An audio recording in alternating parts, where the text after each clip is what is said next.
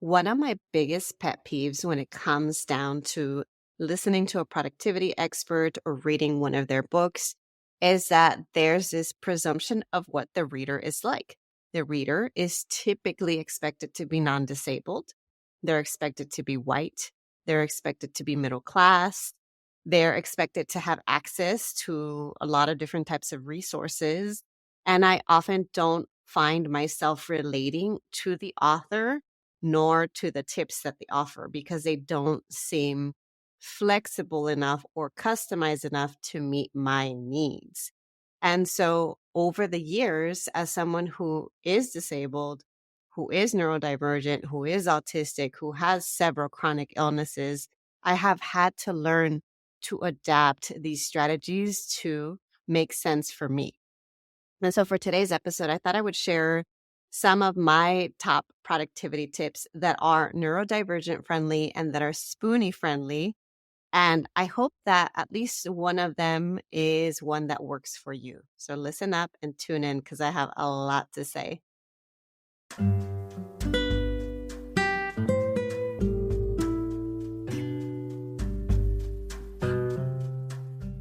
Welcome to the award-winning Grad School Femtoring Podcast, the place for first-gen BIPOCs to listen in on inclusive grad school stories and learn about personal development and productivity tips. This is Doctora Yvette Martinez-Vu, a certified coach, consultant, and author, and I will be serving as your Femtor, providing you with insider knowledge to help you reach your personal and professional goals.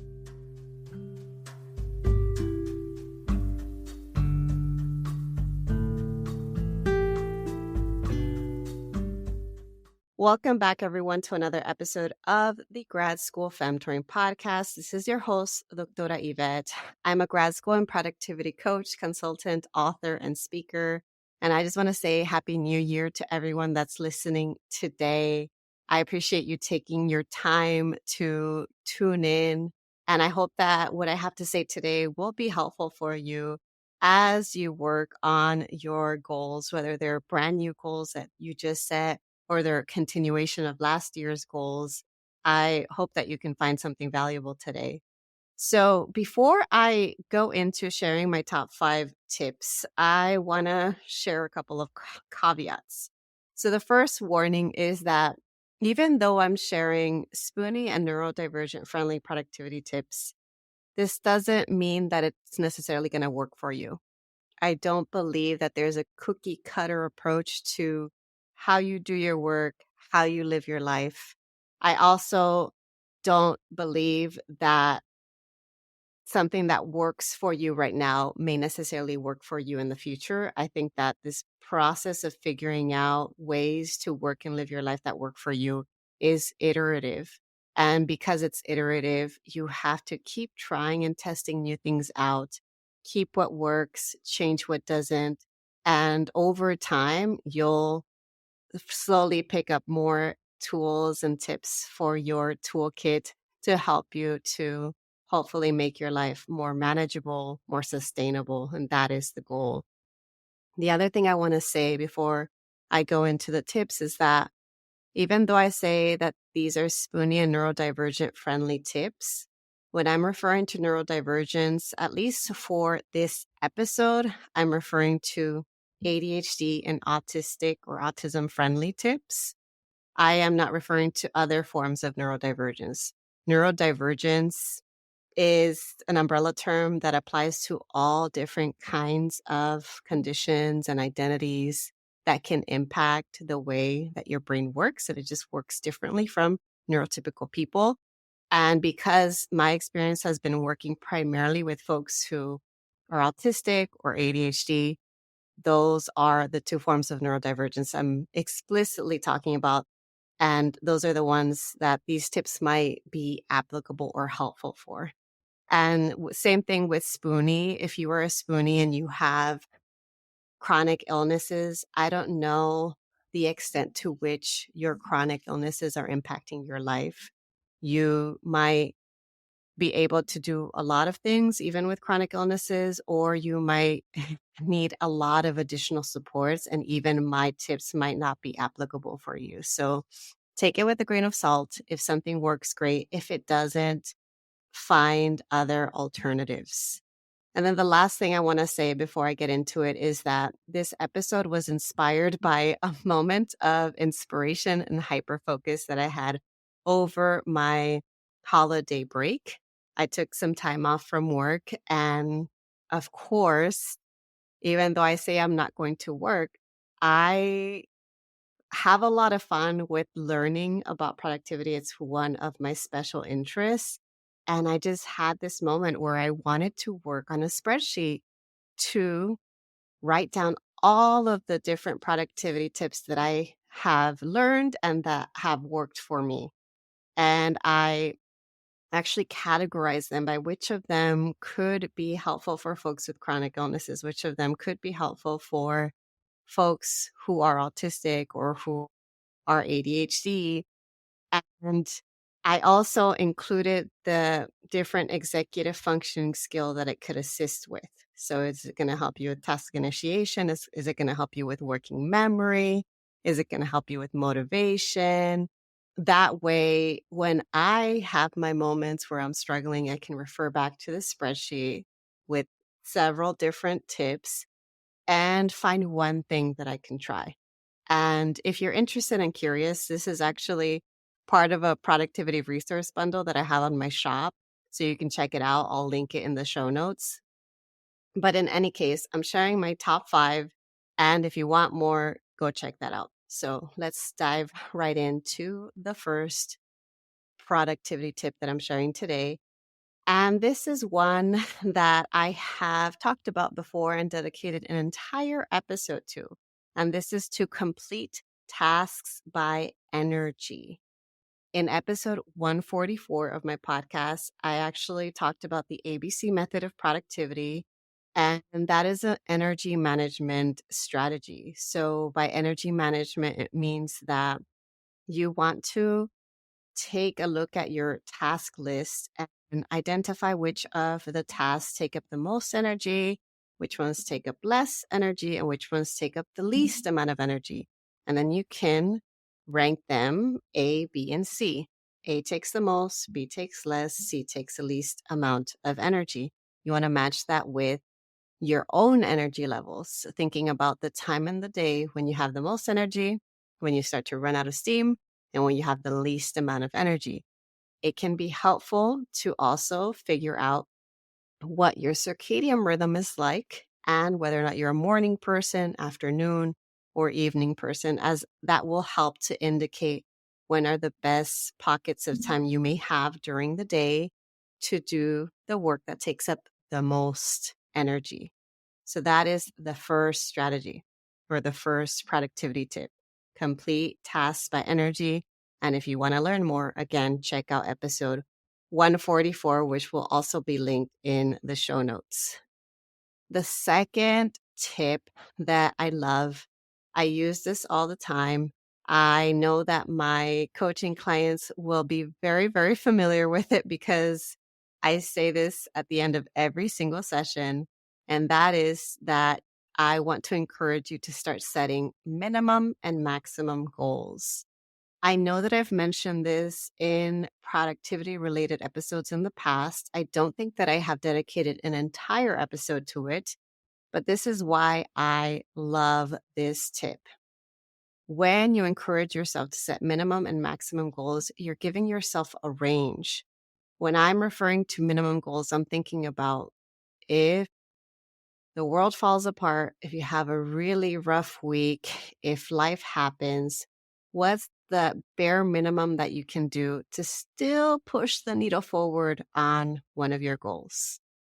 And then by maximum goals, I mean, if everything goes well in an ideal world, you have a great week, everything's working in your favor, what is the most that you can get done toward this goal without burning yourself out?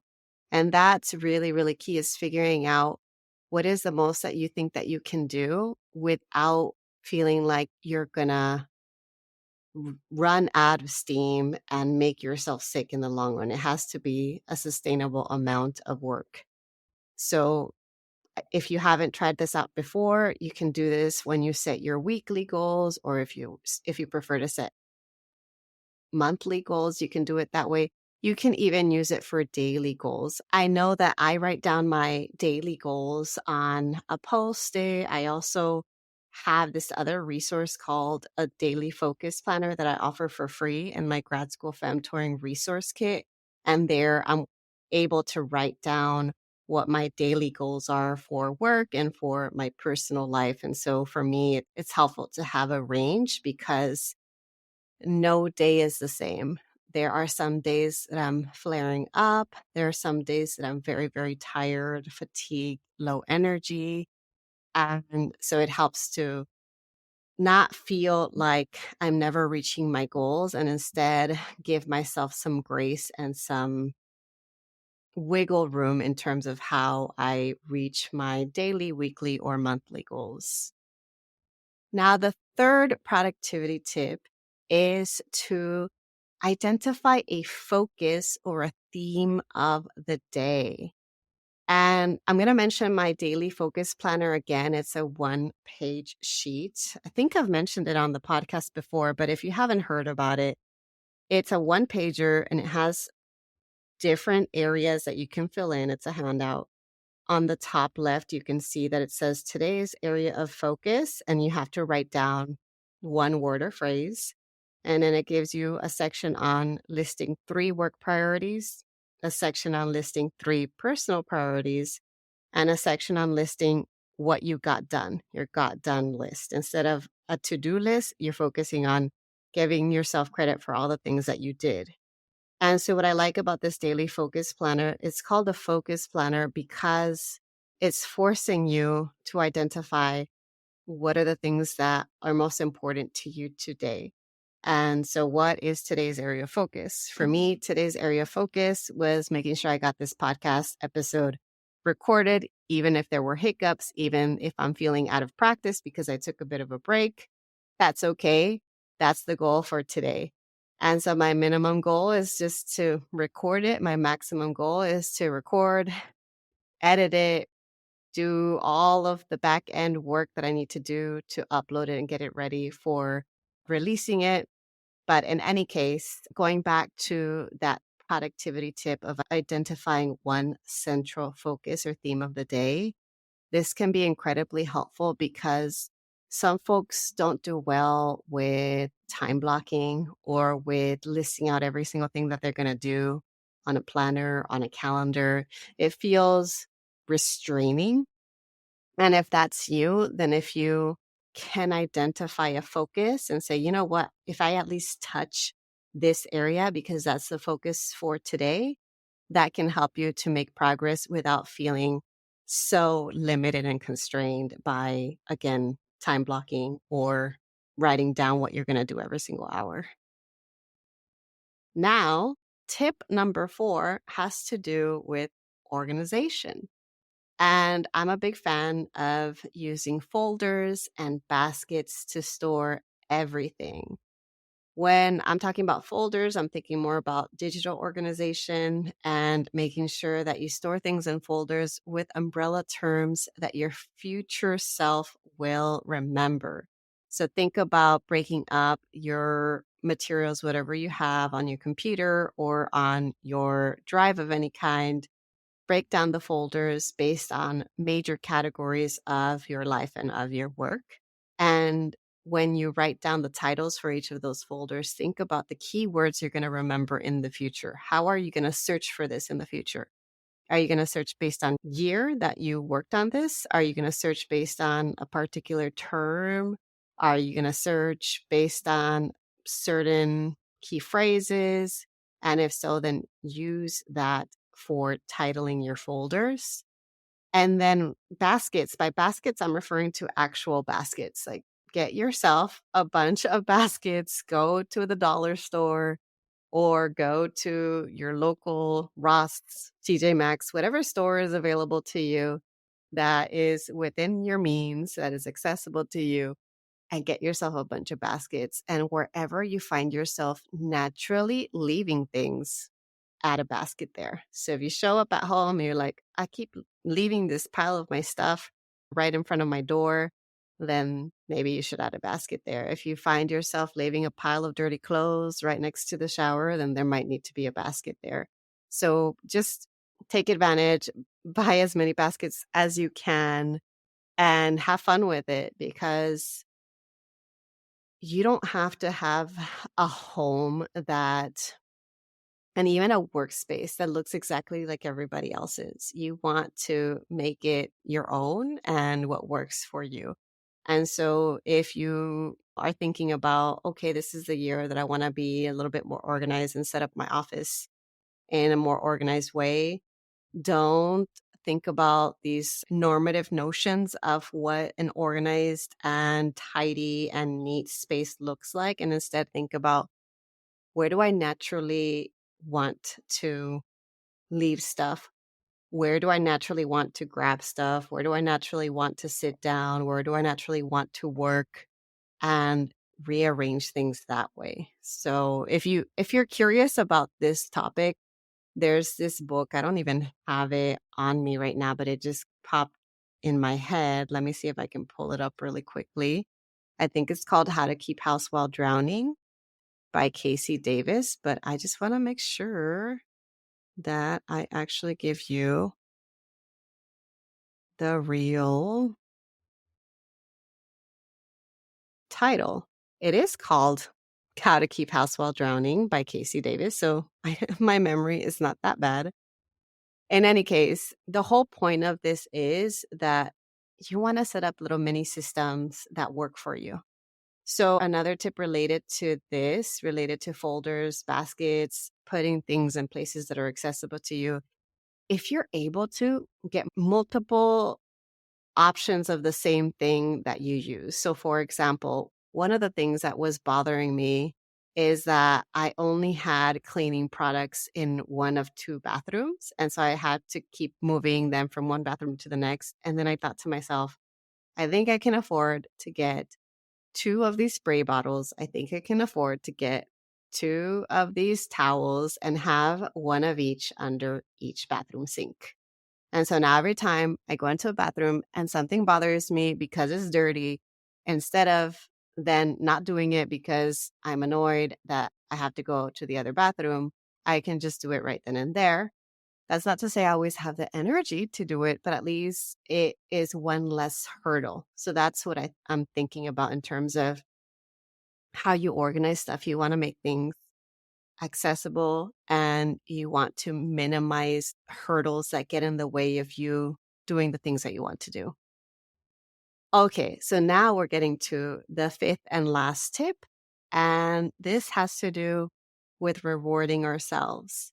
If you're someone that struggles to celebrate yourself, to reward yourself, please know that you're not alone. I still kind of sort of struggle with this. It's something that I'm actively working on. But I used to be the type of person that felt guilty that every time I worked, I needed to snack on something, or every time I worked, I needed to, do something to kind of lift up my mood. I didn't realize that it was just me needing extra dopamine.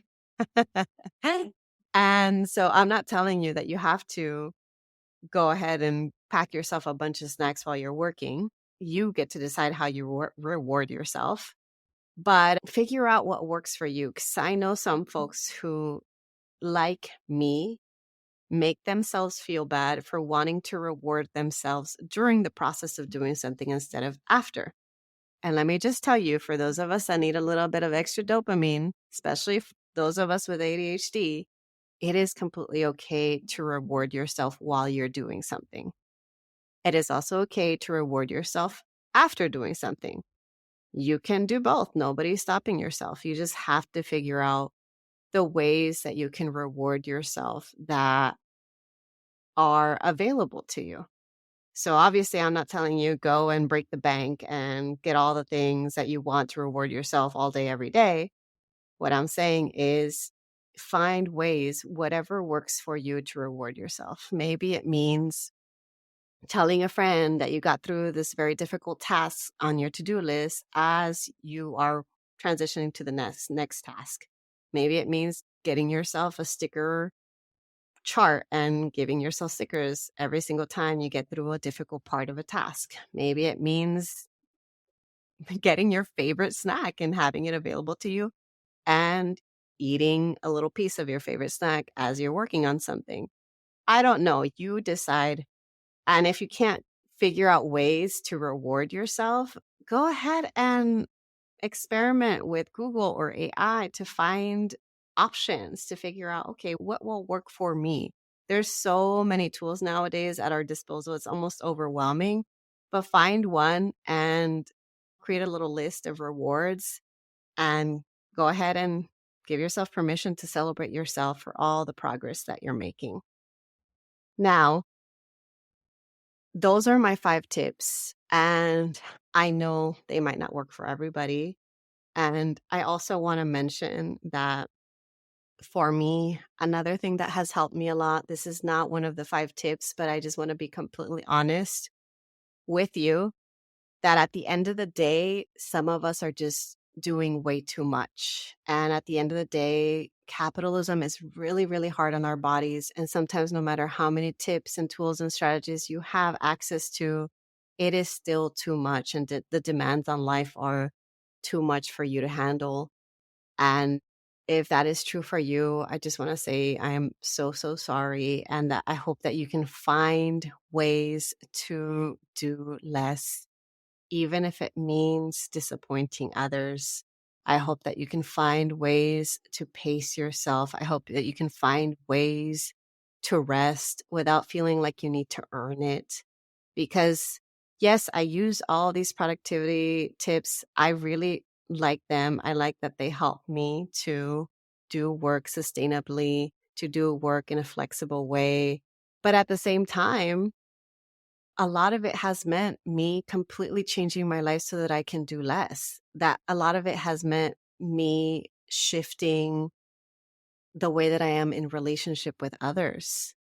I know that some people would rather see me the way that they once saw me back when I wasn't accommodating myself.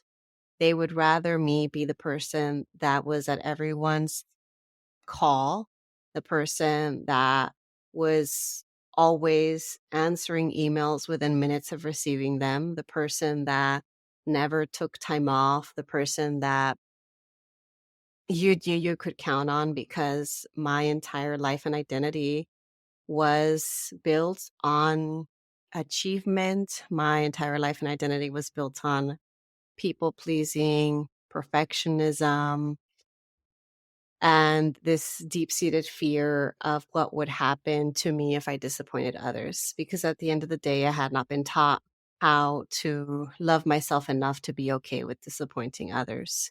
So all of this to say that these are just a few tips. Take it with a grain of salt. They may or may not work for you. If you want access to more tips, feel free to check out my resource bundle.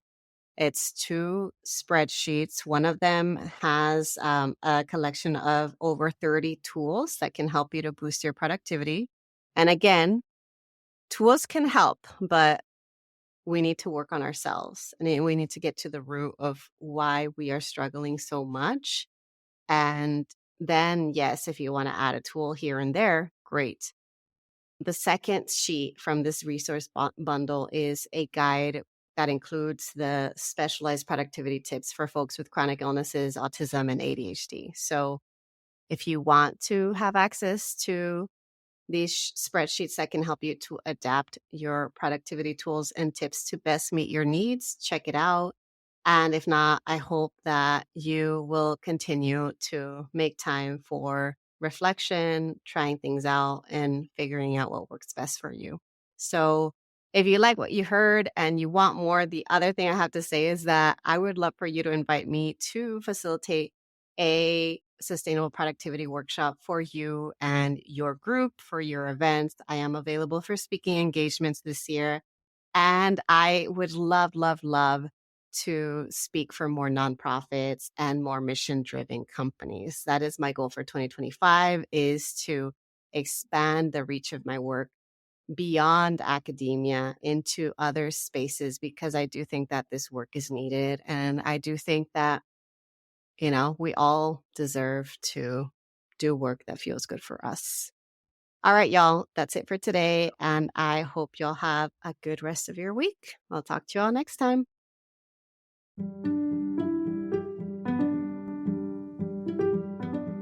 Thanks so much for listening. If you liked what you heard, here are 3 ways you can support the show.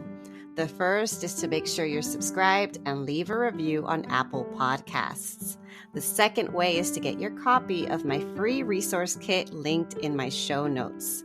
This kit includes tools, worksheets, and podcast playlists on all things grad school, productivity, and personal development. The third way to support my show is to follow me on social media. You can find me on Instagram with the handle @Grad School Femtoring and on LinkedIn by searching my name. Thanks again for listening, and until next time.